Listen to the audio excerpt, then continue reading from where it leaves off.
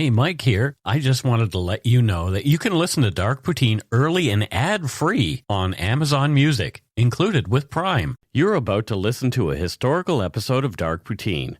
After episode 149, you will find Scott is no longer with the show. In an effort to maintain continuity and offer listeners as many episodes as possible, we are leaving the episodes in which he co-hosted intact. Thank you.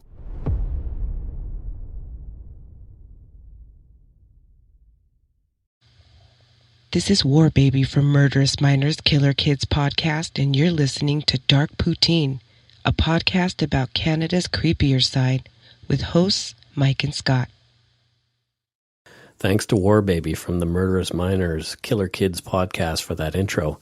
Check her podcast out. It's worth it. Links will be in the show notes. I'm Mike Brown, creator and host of Dark Poutine. With me, as usual, is my good friend, co-host, sound engineer, and surprisingly wearing pants today, Scott Hemingway. Say hello, Scott. Well, hi, Mike. And maybe it's just paint. Get painted on pants. Ooh, those are some tight pants you've got. Look closer. No. So, shout-outs. Holy crap. I don't know where to start. Our last episode was a very, very difficult one for me, and the love that I have gotten has been awesome. I really, really appreciate it. Some people sent me emails, people have sent me messages on Facebook, on and on and on, and nobody has been a creep or inappropriate in any way, and I am so, so grateful to all the kind words. It was really, really moving. Yeah, it was moving just reading them as a third person, because knowing you, having known you for a long time and knowing you well, I know how difficult it was for you to be vulnerable. Yep. And I know, I know how feedback can impact you positively, and so it was a beautiful thing to read all the support you got, because I knew it was having an impact on you. Yeah, for sure. So thank you. And people have left us, lots of great reviews, and people are subscribing, et cetera, et cetera, et cetera. Thank you so much. I don't know. I feel like I need to do something for people and repay them. I guess we'll just keep doing this podcast. Yeah. We'll do some more episodes of this. What more do they need from us, though, Mike? I am working on some swag. I want to get us some stickers and maybe some hats and T-shirts and stuff like that. I'm thinking life-size body pillows. For the female listeners of the and male, so they don't but both of us, Mike. No, I don't want to participate in that. No, and they just so that after being terrified through the podcast, they can hug it. They can us, Mike, hug us for comfort. I knew you were sick. What's sick about trying to make people feel better through my body shaped as a pillow? Or my pillow shaped as my body. Well, the bones in the pillow might probably be stronger than the ones in your body. I think my bones actually qualify as pillows. Little brittle bones. All right. Well, holy crap. Let's get to it. Mm-hmm. Dark Poutine is not for the faint of heart or squeamish, as our content contains mature themes, harsh language, and graphic descriptions of violent crimes. Listener discretion and often a sense of humor is strongly advised.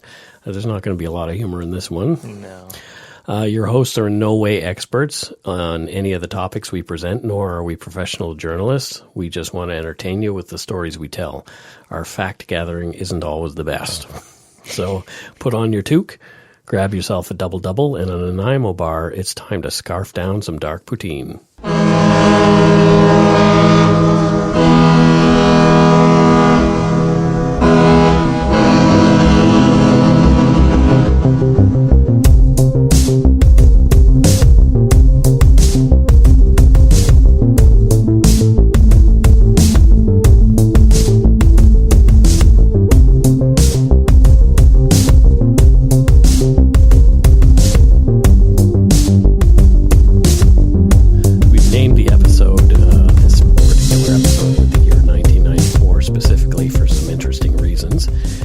Sure that no one comes here by accident looking for more information about other crimes or events. So why would I do that? Why would you do that, Mike? Tragically, a 25-year-old woman named Mindy Tran was found shot to death behind the wheel of her car on November 26, 2017, in Lawrence, Massachusetts. Jeez. That case is yet unsolved and may make an interesting one for an American true crime podcasting comrade to take on. So, maybe do another Mindy Tran episode, but Mindy Tran 2017. Yes. Yeah. As well, another Massachusetts woman, also named Mindy Tran, was in the news. This Mindy Tran left her twin girls locked in their car seats and ran up to unlock her door. Mindy saw her car begin to roll down the driveway toward traffic. So, panicking, she sprinted for the car and threw herself behind it, making herself a human speed bump. Jeez. Yeah, so the car rolled over, and she was trapped underneath it. Later on, firemen extracted her, and she suffered many injuries, but her kids were unharmed. Geez, so what I'm gathering from this podcast so far is that if your name is Mindy Tran and you live in Massachusetts, Yep. Get the fuck out. Yeah, that's probably a good idea. So there you go. Don't be named Mindy Tran in Massachusetts. Anyway, so though both those are interesting and horrifying And sad. events and sad because one woman actually died. Yeah, well, the other one trying to save her kids. Yeah. They take place outside of Canada. As far as we're aware, they don't involve Canadians in some way. So these stories do not qualify. I can't say the word qualify today. It's a tough word, Mike. It is. It's actually not very tough. It could be the cough medicine. Or it could be your ability to speak. It's that. Yes. It's alcohol-free cough medicine for everybody who cares about that out there in regard to me. Then why the hell have I been chugging it? I don't know. It's for kids. Anyway, so they don't qualify as dark poutine, so we're not going to talk about them. In this episode, we're talking about something a little more somber. We're covering the murder of 8-year-old Mindy Tran in Kelowna, British Columbia, on or about August 17, 1994. Although Mindy's murder is considered solved by police, the person authorities believe is responsible is not in jail. A note here, as the main suspect in the case has not been convicted of Mindy Tran's murder, we want to be careful not to convict this man in the court of public opinion. There's no actual justice in that. We may speculate and give some opinions on the case, but we'll do our best to stick to what we've found through our research. And it was like pulling threads off a sweater. This one was like, holy crap. It's very interesting. Yeah. So we'll talk more about what I went through research-wise at the back end of this podcast. Many of the details are really murky due to conflicting accounts of what happened, and the truth is hard to uncover. And I don't know how much of it I've actually uncovered here.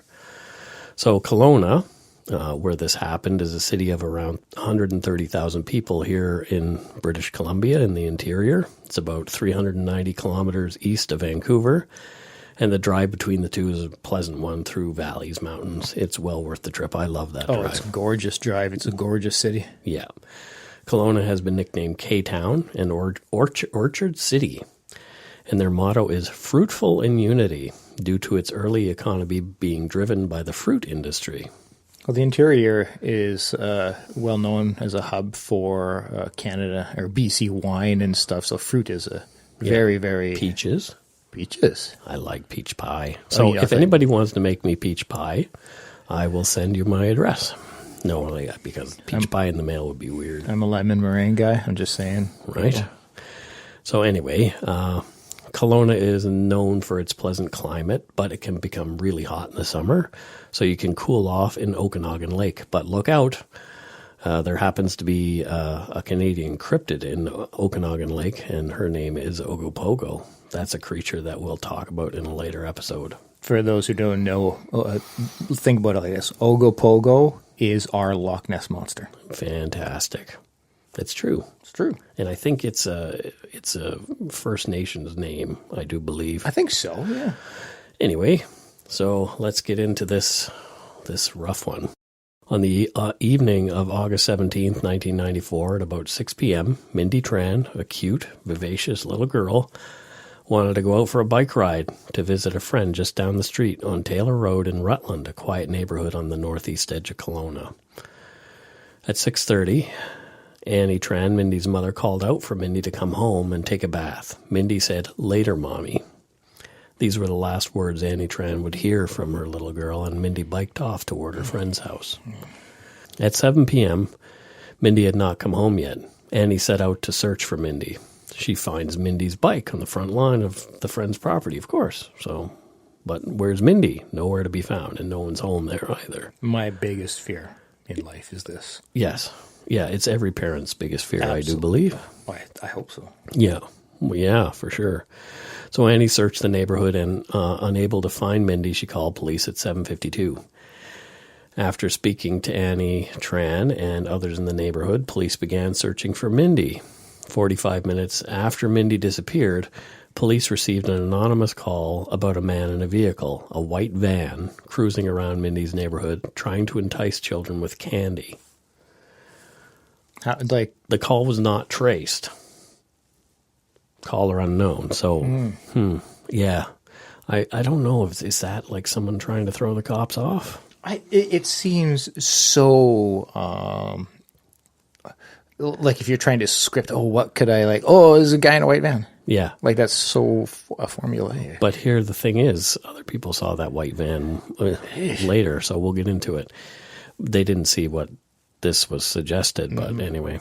So at 9 p.m., police called in a helicopter to assist in the search, flying over Rutland and Mission Creek Park. Mission Creek Park is a 92-hectare wooded area in Rutland and close to Mindy's home. There was no sign of Mindy. Word went out to the local media, radio and TV, about the missing girl and missing 8-year-old, and makes big news in pretty much any community. The time of Mindy's disappearance was based on the statements of witnesses who had seen Mindy riding her bike up and down Taylor Road around 6:45. One witness testified that he saw Mindy lay her bike down between two rocks at 350 Taylor Road and walk in the direction of 360 Taylor Road around 6:50. The witnesses went into their house for a moment, and when they came out, Mindy was no longer there. A man named Shannon Murren had rented the house at 360A. Actually, he was boarding with people known as the Mugfords, and that's where Mindy had been headed. So Brymer and Stephanie Mugford had an 8-year-old daughter, Charmaine. Charmaine and Mindy were best friends and often played together at both girls' homes. So, of course, Mindy's just going to go see her buddy. But the Mugfords had gone out around 6 p.m., and Shannon Murren was left sleeping. Shannon Murren, a drifter with a criminal background and significant jail time already behind him, was first interviewed by RCMP at 1:40 a.m. on August 18th, 1994. In his interview, Shannon gave Constable Severson an account of his whereabouts on the evening of August 17. He said he woke up from a nap between 6 and 7 p.m., had a beer, walked up to McDonald's because a friend had told him to look for his stolen bike there. Then Shannon went to see his friend Bob Holmes at his place. He told Severson that a few people had been there and they all saw him. When he and Bob became aware that Mindy was missing, Murren claimed they went out searching for Mindy on Bob's motorcycle. Shannon suggested that Severson talk to all people he'd been in contact that night at Bob's place, and he said he wouldn't talk to them again until they'd been interviewed by RCMP. It is unknown whether Shannon kept that promise or not. The others were not interviewed until August 19th, a day and a half later. So a lot of time elapsed between when they actually had a conversation with those folks. Shannon also gave details of his own criminal record to Corporal Severson in his interview. So he'd been in Dorchester Penitentiary in New Brunswick for a while, which, if you're a straight-up kind of guy, you don't end up there. That is not a nice place. After the RCMP interviewed Murren's friends, even though they didn't like him, their focus shifted to the search for the white van that people had seen driving slowly through the area. At daybreak on the morning of August 18th, a number of volunteers gathered in the Rutland neighborhood and began to search a broader area on foot and in cars. Searchers looked for Mindy scouring the brush in Mission Creek Park. They searched backyards in Rutland. They spread out to areas such as Big White Road, East Kelowna, and even Kelowna Airport. And my voice will crack every now and again in this one because I have had a cold. Boo-hoo. Oh, I thought it was puberty. It could have been that. All right. On August 19th, police received a report about a white man forcing an Asian girl into a brown pickup truck. So now that we have a white van and a brown pickup truck, so things are getting confusing. Yeah. As they were following up on that tip, there were now 140 searchers looking for Mindy in an area of 100 square kilometers. On August 20, the search now included 200 volunteers, 30 police, and RCMP dogs, and they'd covered over 250 square kilometers searching for the little girl. That's a lot of people. Yeah, absolutely. Yeah. Hard to keep organized. Yeah, well, on August 21st, it became very disorganized because there was now 400 non-police volunteers, and it became too unwieldy for the cops to manage effectively, and it was called off. So, I mean, I can understand the... it's a pro and a con. It's wonderful that there's 400 people searching, but I can't understand how it. Yeah, there's not enough cops to manage it. Yeah, you couldn't keep track of it. Yeah, so they called off the public part, but still 20 RCMP members and search and rescue personnel, and the helicopter continued to search late into the night. But on August 22nd, 1994, to the disappointment and horror of all invested in the effort, the search for Mindy was called off. Yeah, was that only 5 days? Yep. Mindy Tran had vanished. Like a lot of distance could be covered, and if she's been jammed into that brown truck that people had seen, or a white van, like they could cover a lot of ground in that amount of time, and so searching is kind of pointless. I guess so. Yeah. So, on August 24th, a reward fund of $25,000 was set up for Mindy's return. The reward was later increased to $35,000. On August 25th, police announced through the local media they were looking for the white van people had reported seeing in the neighborhood.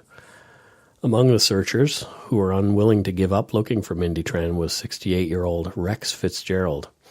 He was a civilian coordinator of the initial intensive search for Mindy Tran. Fitzgerald was a well-respected member of the search and rescue community and had assisted in over 500 searches, many successful, in his 46-year-long career. Wow. Yeah, that's quite a lot. Yep. He had trained some of the police involved in the search as well, so he trained them in techniques in search and rescue. So this is obviously a well-experienced and skilled individual. Yep, totally. He's a pro. Yeah. He couldn't let Mindy's disappearance rest. I can see that. When everyone else went home, Rex carried on by himself for months, sometimes with the help of friends. The police were busy chasing down leads, but still no sign of Mindy Tran. As Robin Warder, another Canadian podcaster, says, the trail went cold.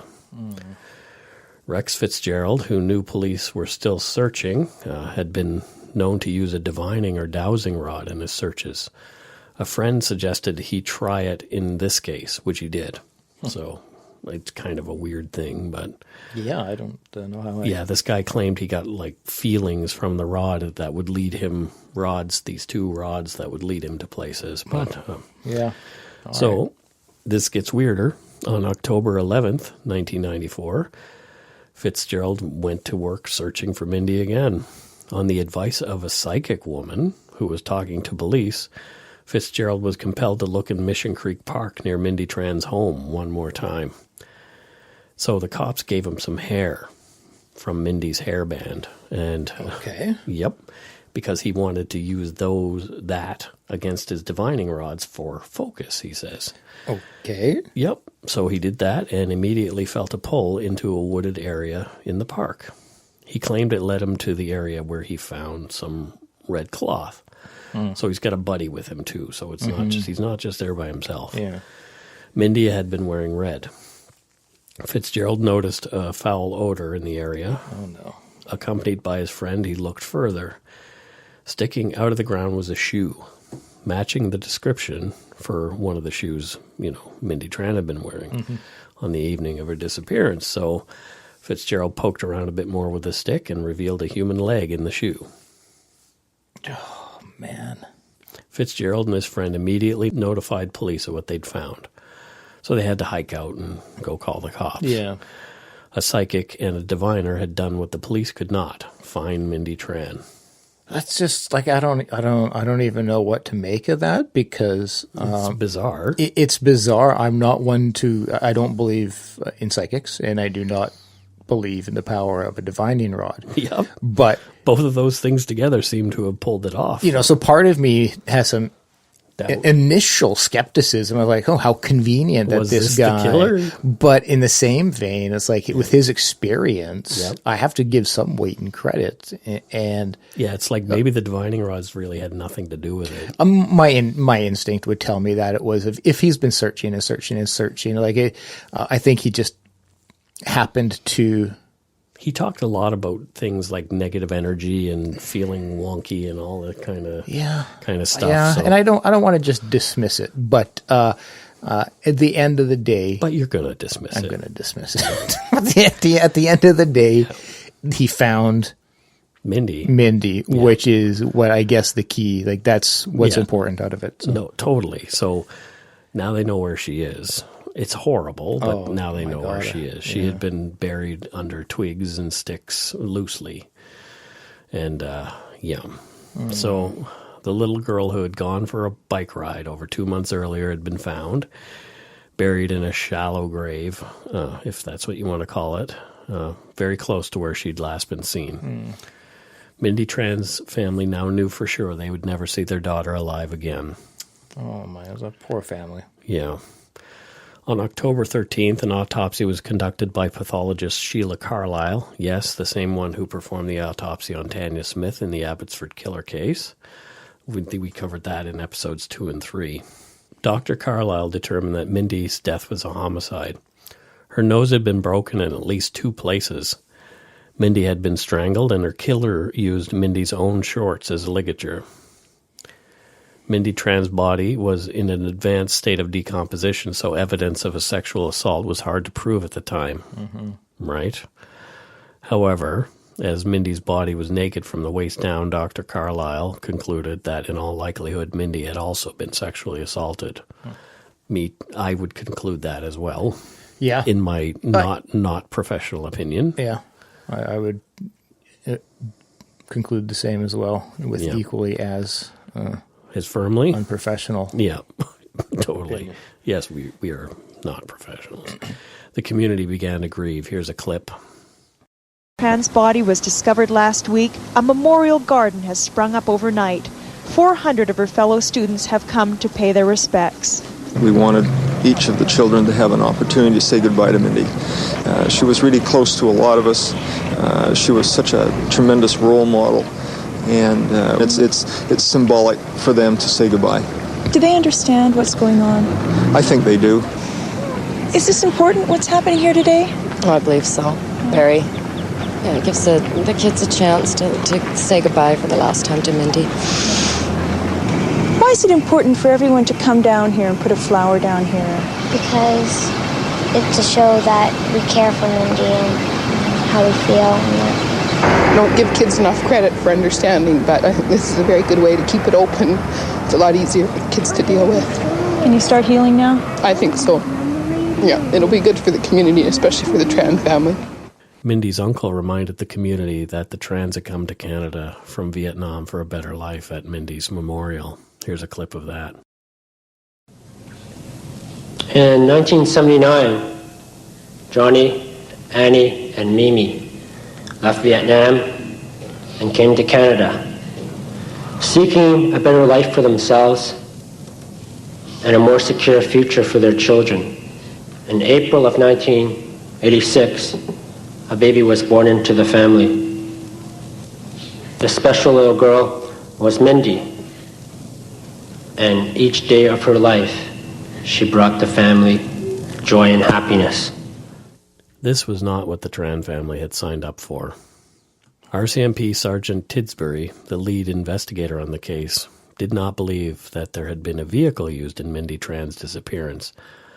Despite all the white van reports. As well, police concluded that a suitcase was used to transport Mindy's body, because a lot of people had said they'd seen a man with a large, heavy suitcase on the evening of Mindy's disappearance walking toward Mission Creek Park. Interesting. Yeah. Yep. Yeah. They began interviewing suitcase witnesses and later put out a press release asking for public assistance in locating a man with the suitcase. At the time, the focus of the RCMP's attention was put right back on Shannon Murren. He kind of looked like the suitcase guy. He lived at the house where Mindy Tran had gone missing that day, remember?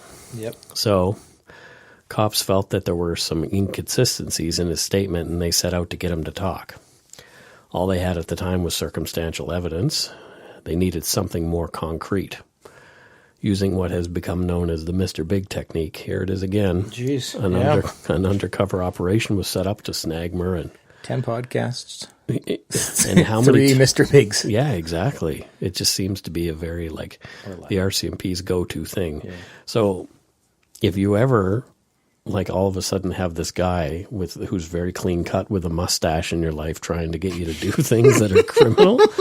Hi, my name's Brian. It's probably an RCMP officer. How do you feel about providing me with some criminal activities? Right? And he uses the F word way too much, unnaturally. Anyway, back to this. We've mentioned this controversial investigative technique a number of times, and this is another one. And the more research I do, the more I find it. So interesting. I would like to do a case without it, frankly. Anyway, so in November of 1994, police put their plan into motion as part of how Mr. Big works.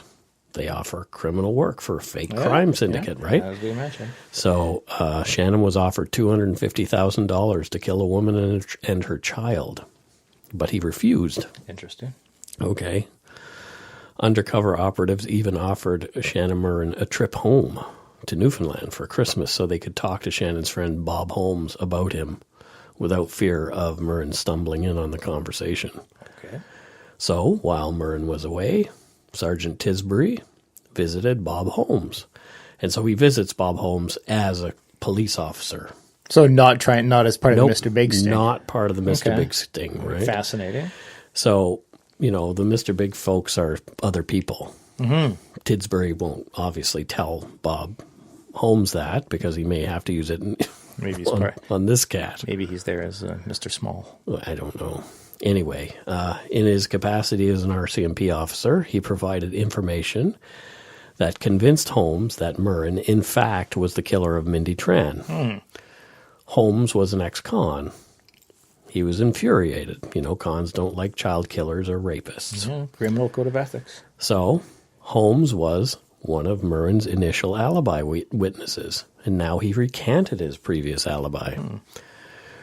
Murren had convinced Bob Holmes that the cops were out to get him and that he had no real alibi for the time when Mindy went missing. But he did not murder Mindy Tran, he told Bob Holmes. He needed Bob's help, so Bob lied to the police. So now Bob's recanting, right? Yeah. Of course. I would just as soon kill the bastard who did it myself, Holmes told Tisbury in a taped conversation. Couldn't agree with you more, Tisbury replied.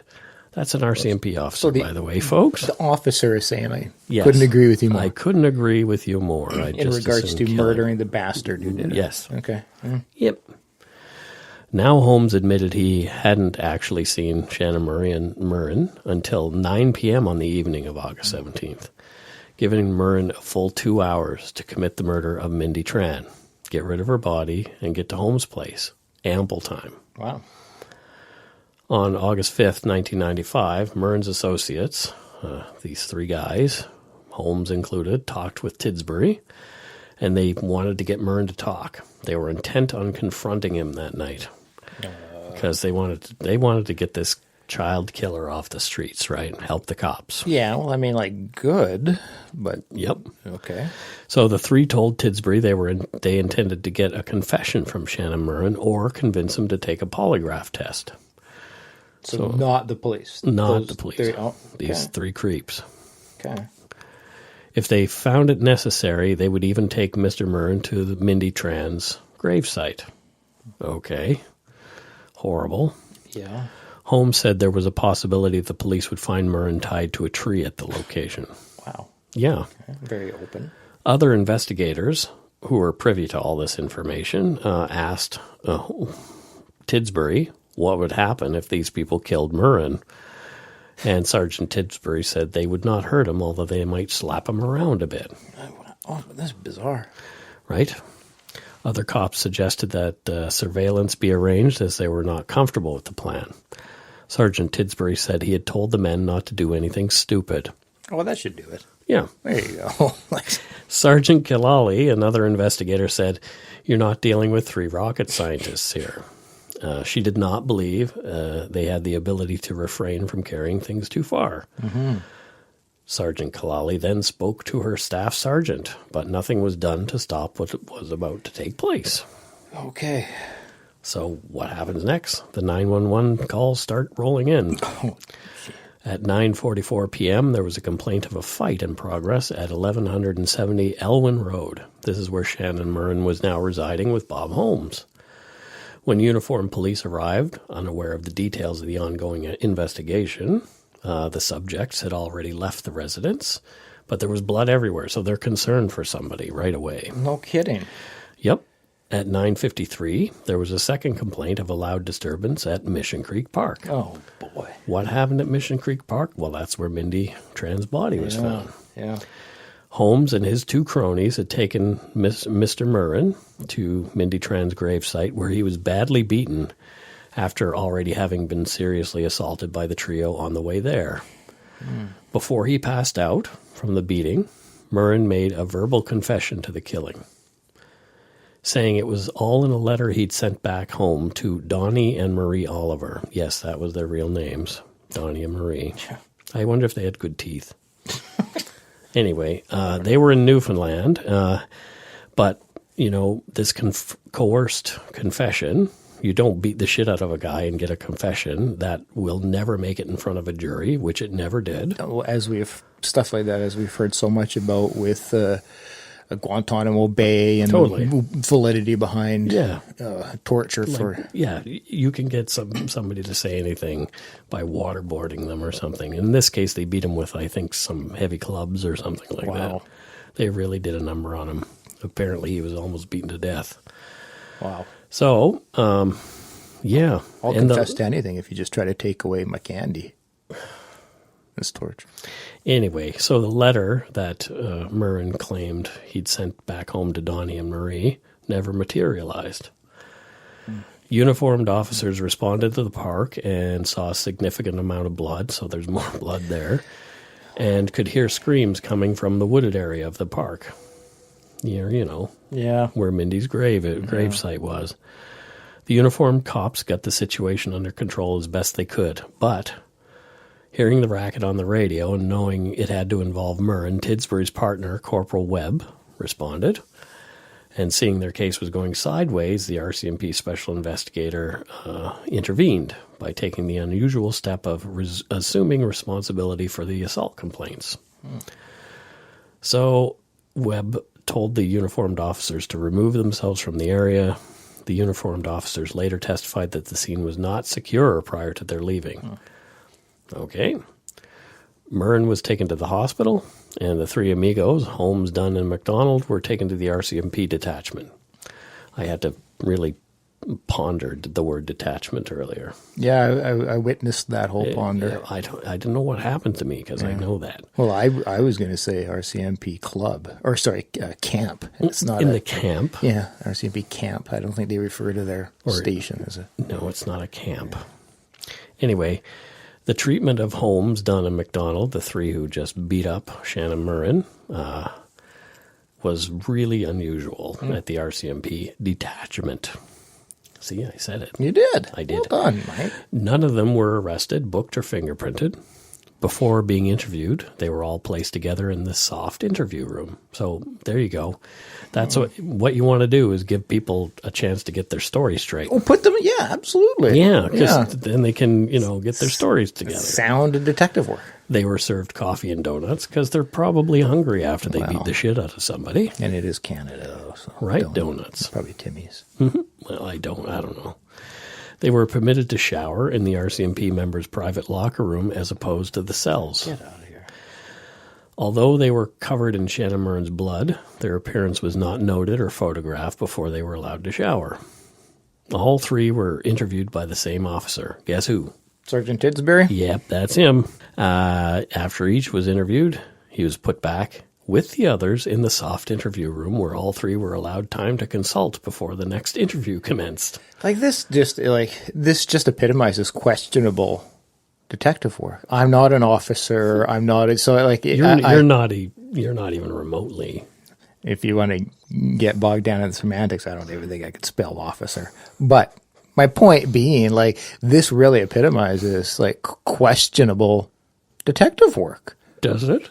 It's the textbook. It says, whatever it says to do, they have done the reverse. You keep them all in different rooms and different people interview. Oh, put them all together and have one person do. We should have Captain Obvious here dropping a mic. Right? Visualize it. Yeah, it's a podcast, so sorry. Well, maybe that's what will make the icon for this. I don't know. I'm a captain. Punk. No, that's the other awesome podcast, True Crime Garage. Oh. That's the captain. And Nick. They're great. In an effort to obtain DNA from Murren, the cops seized his bloody pants, his bloody jeans at the hospital. Okay, take the guy's pants. Mm-hmm. On January 17th, the day Shannon was released from the hospital. So he was in the hospital for 12 days. Oh, wow. Yeah, so that showed just the severity of the beating. They really thumped him out. He was interrogated for 12 hours. Why? Because the night of the event on January 5th, where he got beat up, he had pointed a loaded firearm at his three buddies after they questioned him sharply about Mindy Tran. So he was held on a firearm charge. Okay. Yep. Well, in the police's, the cops state there, what they're trying to do, I can understand them being like, well, whatever we got to do to get him off the streets. And On February 1st, 1995, RCMP put out a media release confirming that they had arrested a suspect in the murder of Mindy Tran on January 5th, this being Shannon Murren. This media release from the RCMP stated that Shannon Murren became a suspect within the first 24 hours of Mindy's disappearance. His alibi was initially corroborated, but had since fallen apart, and it also mentioned that he was being held on a firearm charge. Mm-hmm. Sounds like a guilty guy, right? Mm-hmm. Police wanted to test Murren's DNA obtained from his jeans that they'd collected in the hospital against 3 hairs they'd found inside Mindy Tran's underwear. The only other source of DNA, Mindy's clothes, had been washed. The only other physical evidence that could link Mindy to her killer would be these 3 hairs, and they were scooped up in soil with Mindy's panties when they found her. Yeah. Oh. The conclusion of the RCMP forensic lab in Vancouver was that these 3 hairs were not conclusively consistent with Shannon Murren's hair. So, not willing to take no for an answer, all these hairs were sent to the UK with the DNA for analysis. So, months later, DNA samples come back as a match for Murren's maternal DNA. No case based on this type of DNA profiling had yet been successfully tried in Canada. So the cops needed a confession. They needed to solid up their case a bit. They knew the firearm charge wouldn't keep him in jail for long, and they needed to keep track of him. They thought he'd bolt when he got out. I would have too. Mm-hmm. So they began to cultivate informants within the jail where Murren was being held. Between 1995 February and January 1997, they had a total of 9 people willing to inform on Shannon Murren. The police felt their best shot was a jailhouse informant named Douglas Martin, who claimed Mr. Murren confessed to him within hours of meeting him at a BC prison. Okay. Mr. Martin, who had more than 100 convictions on his record. 100. 100. Wow. So very honest guy. Yeah. Said that Murren divulged two key pieces of information that only the murderer and police knew at the time. That Mindy's body was found covered with twigs and dirt, not buried, and that her running shoe was discovered at the scene. Interestingly, both of these facts had been already reported in the media. So, okay, yeah. Okay. Not exclusive to right. criminal. And not hold back evidence like we've talked before. Yeah. There was none of that, it seemed, in this case.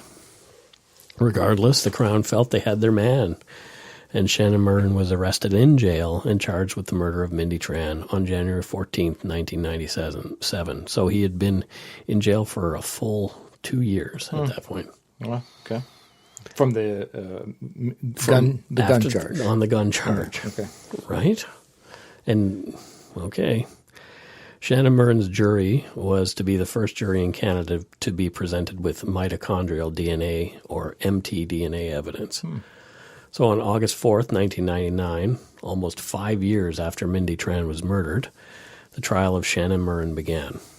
More than 80 witnesses testified at the trial that lasted nearly 7 months. Oh, wow. Immediately, holes were poked in the DNA evidence, and doubts were raised over cross-contamination of samples, raising accusations of police tampering to bury Shannon Murren, guilty or not.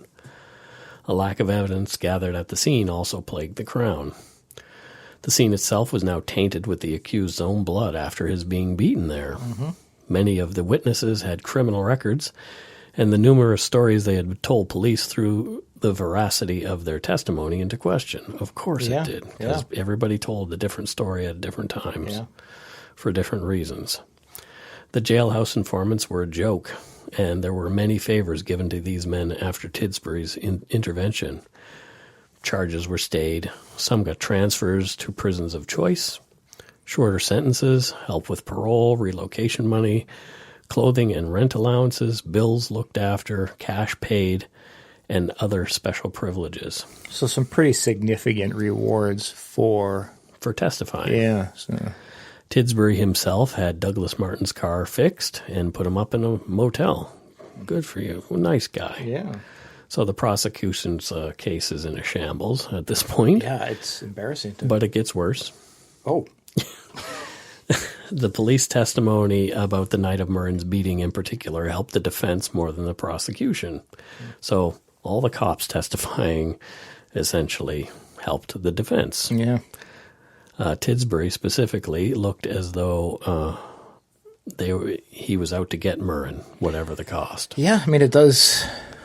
You do get that feeling hearing all these things. Yeah, well, here's how it went down in court. So Sergeant Tidsbury denied any prior knowledge of the beating administered by the three of Mr. Murren's former friends.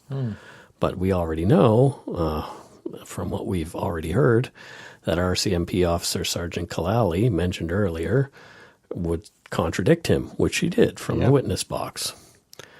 So the defense, Mr. Wilson, the attorney, went after Sergeant Tidsbury, saying the defense suggests that Mr. Tidsbury lied to you on the stand and that the defense suggests that he was caught out.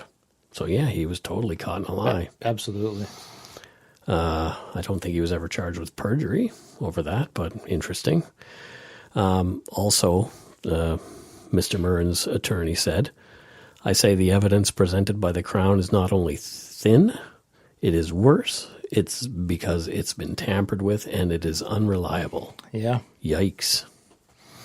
Well, you bring into question the honesty of the main officer in charge. That's just going to put everything. 2 words, Mark Furman.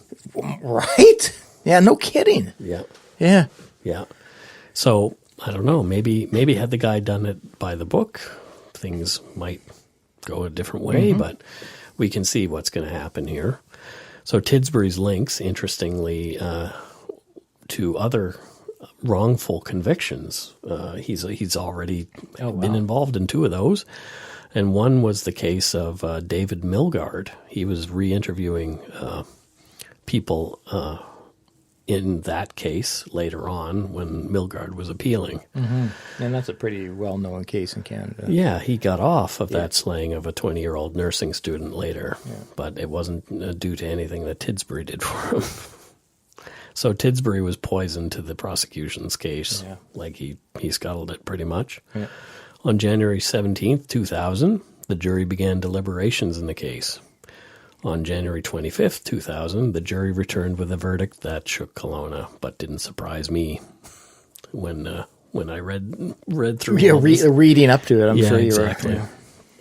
And I'm sure it won't surprise our listeners. Shannon Murren leapt up from his chair and clapped his hands when he heard the verdict in the murder trial of 8-year-old Mindy Tran. They said, not guilty. Shannon Murren was a free man.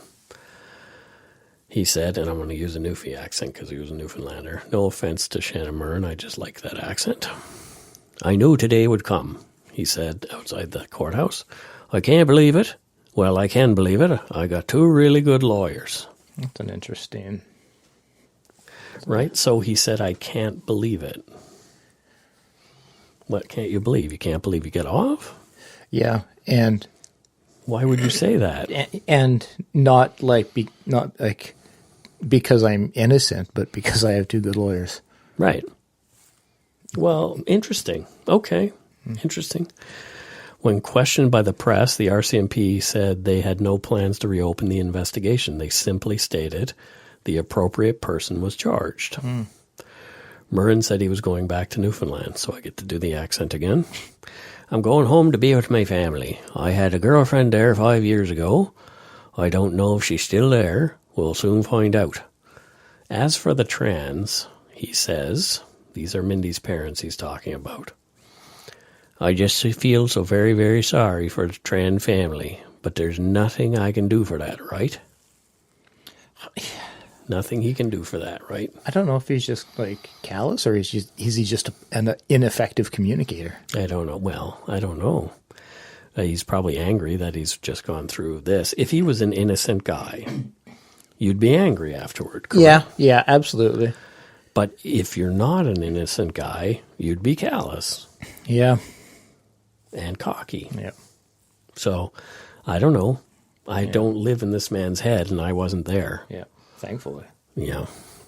Shortly after Shannon Murren was acquitted in the death of Mindy Tran, police in Edmonton confirmed that Murren has not been eliminated as a suspect in the death of 6-year-old Corrine Punky Gustafson in 1992. Oh, wow.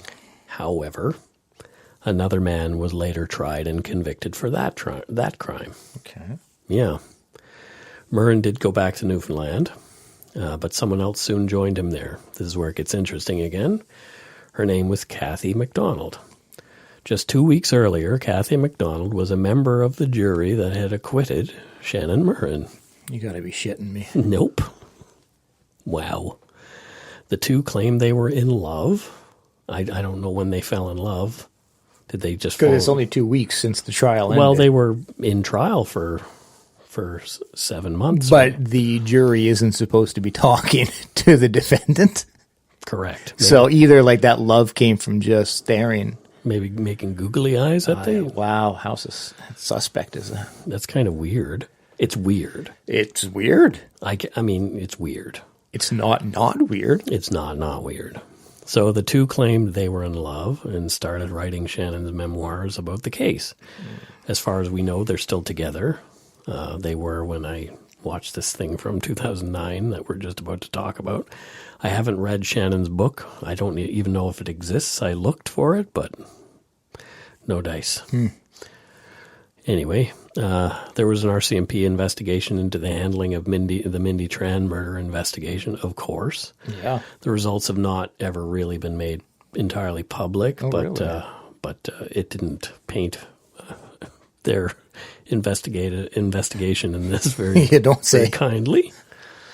What I've learned, oh boy. In Newfoundland, later on in the 2000s, another man named Joe Oliver was charged with the slayings in 1993 of a man named Dale Worthman and his common-law wife, Kimberly Lockyer. And Oliver claimed he was not the trigger man. Guess who he said the trigger man was in 1993? Mark Furman? Shannon Murren. Oh, okay. Shannon Murren, who he'd known for most of his life. So... Wow. Right? So this guy just keeps coming up in these weird places. So from the statement of facts in Joe Oliver's plea deal, which happened in 2009, he said Oliver was to lure Worthman to a remote area under the guise of he and Murren showing Worthman some stolen property. Oliver said he assumed that Worthman would be beaten, not shot. Although Oliver knew that there was going to be a gun present, he said he thought it was just to make it look real. Because Lockyer was present when he went to pick up Worthman, he brought both of them to the clearing off Cy Tucker's Road, a rural road in Portugal Cove, St. Phillips, in Newfoundland.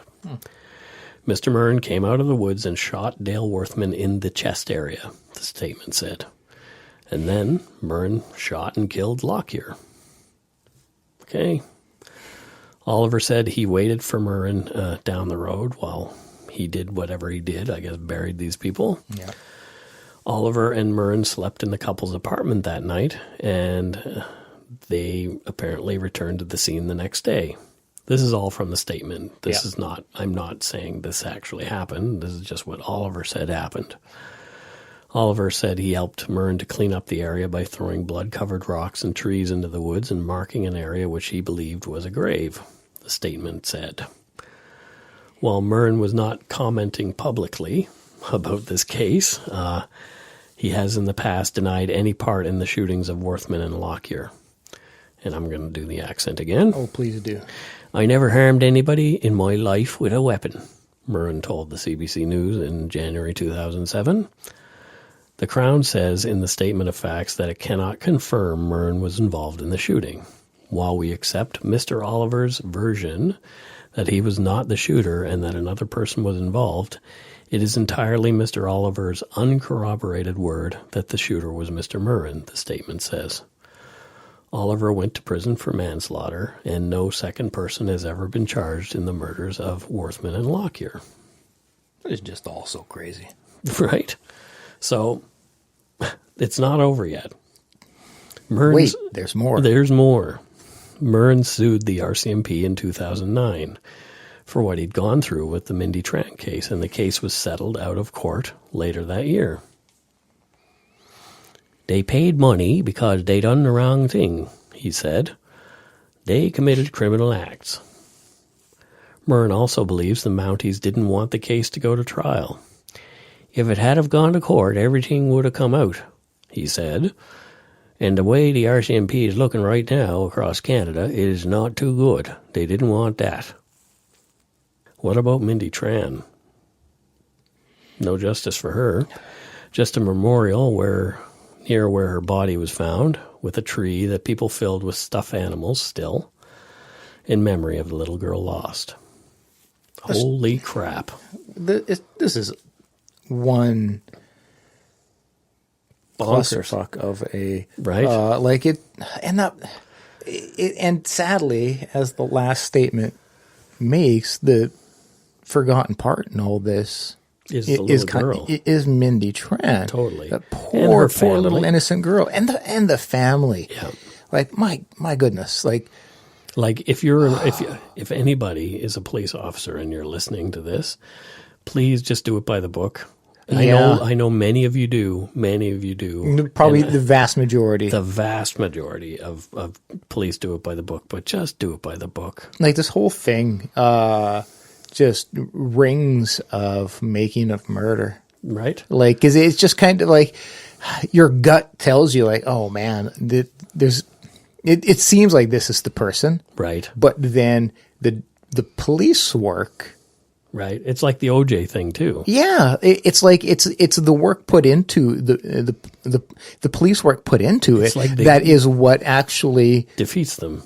And so it's just like, and I just sit there and think about that poor girl's family. Yeah. Like the fact that the case isn't being reopened. Like their daughter was taken from them. They can't try this guy again. Yeah. And the RCMP are saying that it's the guy, whether he's found. But I put myself in the family's shoes and them just sitting there like their daughter was taken away from them. And there's no justice for it. None. Sure, if he was the guy, he got the shit beat out of him.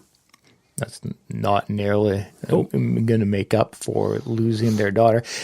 But again, for all we know, he very well may legitimately be innocent of it. What about the white van? The white van? Because more than one person saw that. Yeah.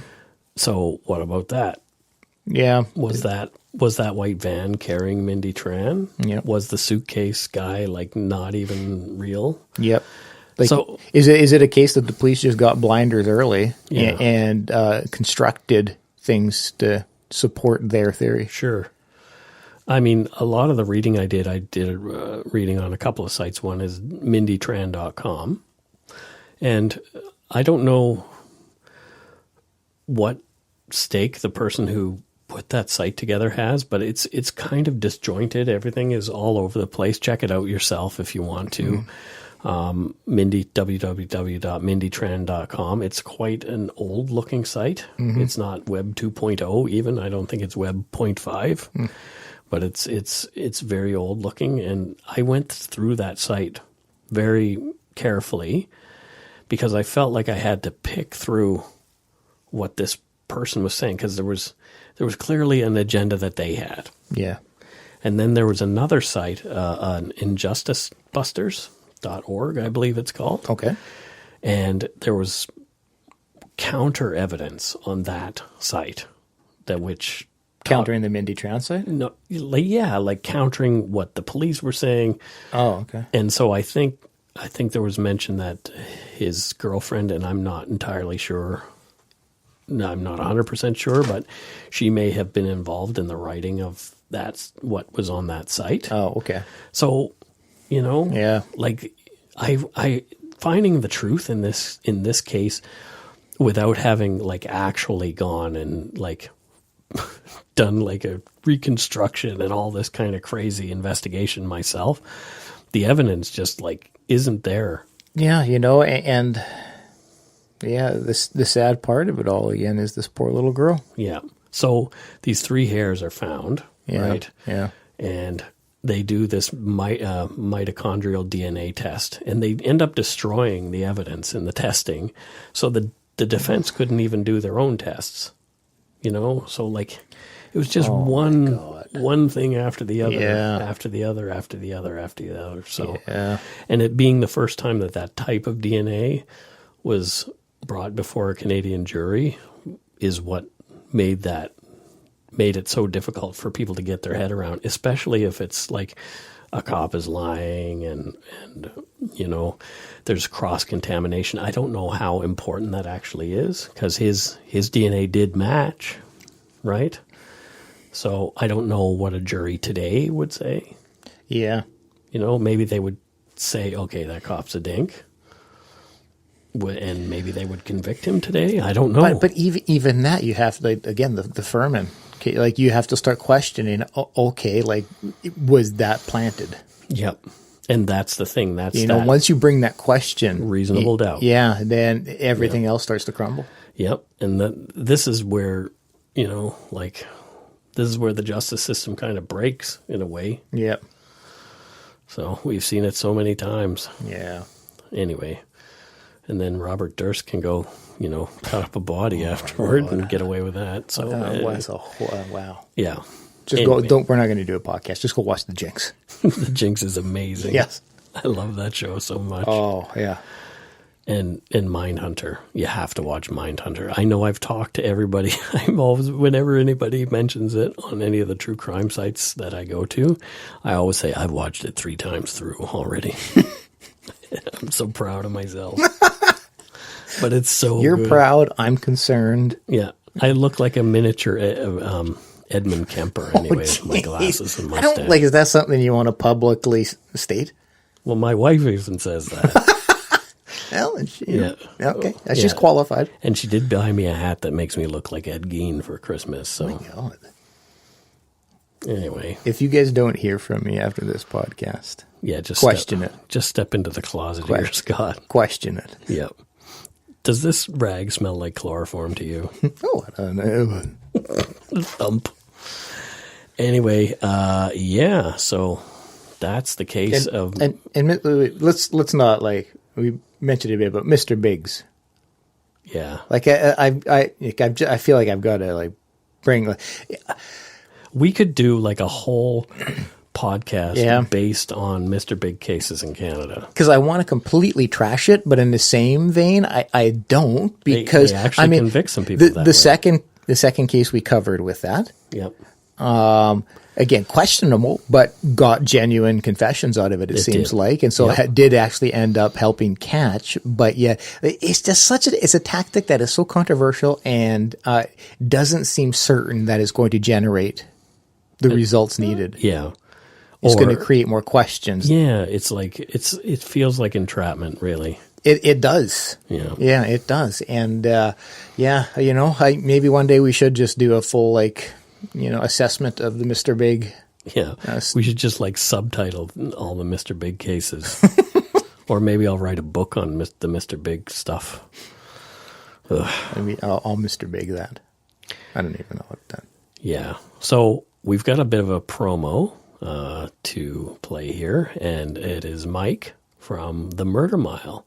Check out his podcast. He's a UK podcaster. And all the murders take place within this mile, so thus the Murder Mile. So it's interesting. So here's Mike.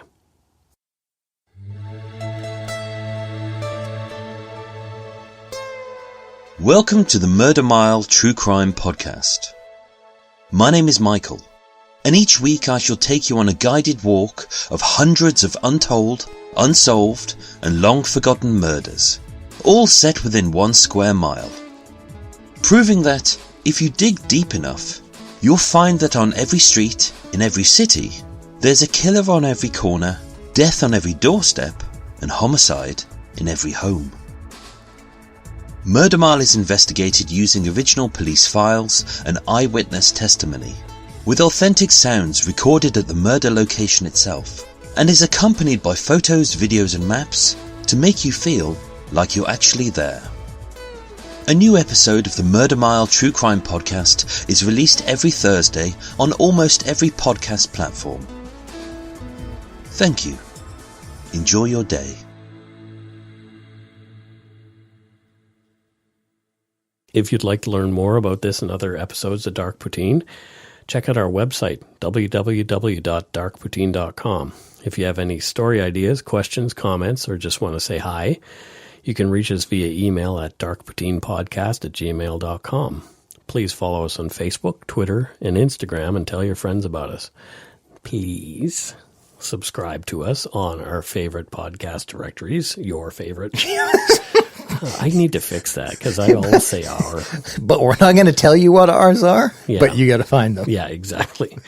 So if you're so inclined, it'd be awesome if you left a 5-star review and comments on iTunes. Every little bit helps. We're even on Spotify now, so that's kind of cool. Spotify. So don't forget to be a good egg and not a bad apple. Have a good night, folks. Thanks for letting us fill your ears with some dark poutine. Ear potatoes.